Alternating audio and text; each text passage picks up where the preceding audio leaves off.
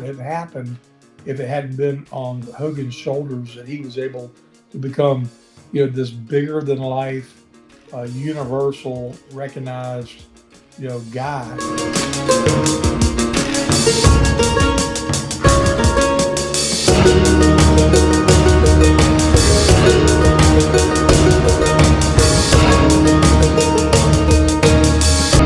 I was like trying to think, oh man, where do we start? But geez, then it hit me. I was like, whoa, we got to talk about the passing of Hulk Hogan, wrestling's biggest star of all time. Well, Magnum, we've talked about him here several times. Greg obviously knows Hulk and the AWA and everything like that. But you always had that interesting take too, that you thought his best run was as a heel. And I just want to get your thoughts on the passing of Hulk Hogan and what his legacy means, and then we'll talk a little bit more about him too. Well, it really did hit me funny, and it still kind of hits me funny because I didn't see it coming like the rest of the world. I always looked at him as being somebody that, sure, he had his injuries and had surgical procedures he had to have on his back, many of them, but I didn't look at him as being in any health danger. So because we were peers and almost about to be head to head in the 80s, it was kind of surreal to see him pass at with 71 years old. So now I got to meet him on very few occasions, but every time he did it was impactful. I met him when I was in Tampa, Florida, working for the Championship Wrestling of Florida, and when he was just getting going, and I saw him. I watched the Rocky movie while I was wrestling in Florida, and said to myself, that is going to be a vehicle that's going to be life changing for him. And sure enough, it wasn't a blink later, and he was on, in the WWE, and Hulkamania was born.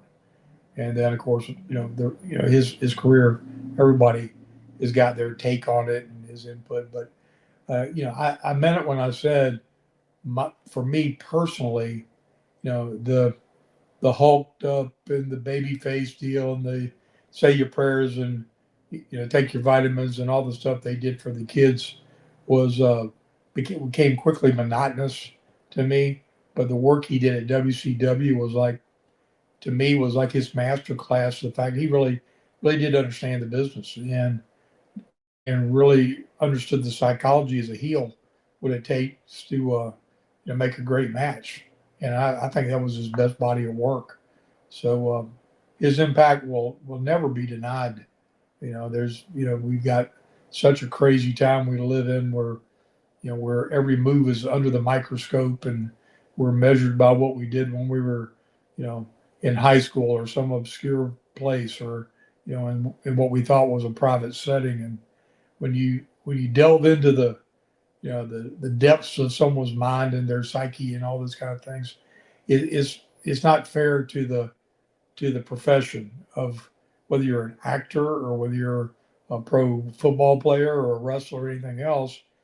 People look at you for what you do on the field or what you did in front of the camera for those things, and that's where his impact was.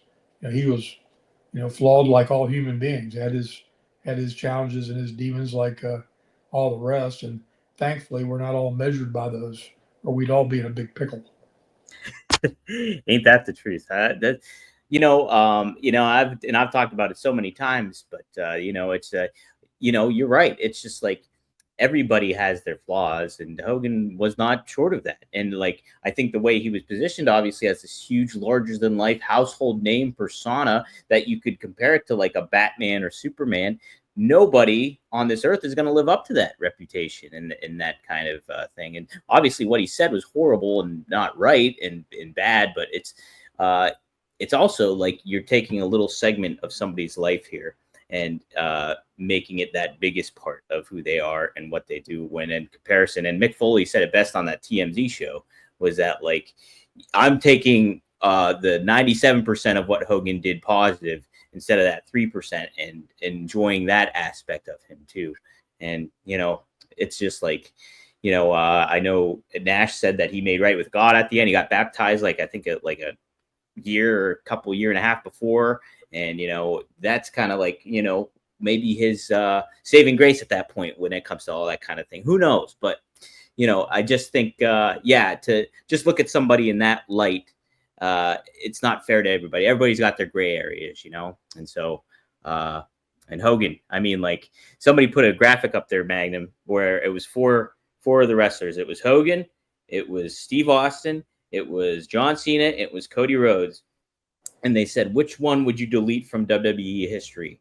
And I put, if you delete Hogan, you delete all of them, because if without him, there's nobody else. He broke the glass ceiling. We were all, caught up fighting in a territorial type, mindset for all those years. And, even when it came down to, in the 80s with Crockett heads up against the WWE, we in the old NWA and the thing that, I still very passionate about to this day, were archaic in our thinking and our understanding of how to broaden the fan base and the appeal. I mean, Dusty, saw it way ahead of time. I mean, his biggest thing was, he didn't have anybody who had the stroke to make the things happen that WWE was making happen. Mm-hmm. He was mad that or frustrated that that I wouldn't get an opportunity to go on the Tonight Show or these different venues that Hollywood afforded, even though we were presenting ourselves as a shoot and a legitimate athletic competition. It was just a weird time. It goes, and you look at guys like Jerry Lawler and the things he did on the Tonight Show and all the things. If you watch the whole journey that wrestling went through, it could not have happened if it hadn't been on Hogan's shoulders that he was able to become this bigger than life, universal recognized guy. And certainly others, to your point, the Rock or Stone Cold or different ones, you can say, oh well, he did this, he did that, but to your point, there would have been no opportunity because nobody else was able to springboard off of the Stallone deal into the the biggest push of all time deal, and he'll forever be in history books as a guy that laid the foundation for this multi-billion-dollar business and franchise that it's become today. Absolutely. Yeah.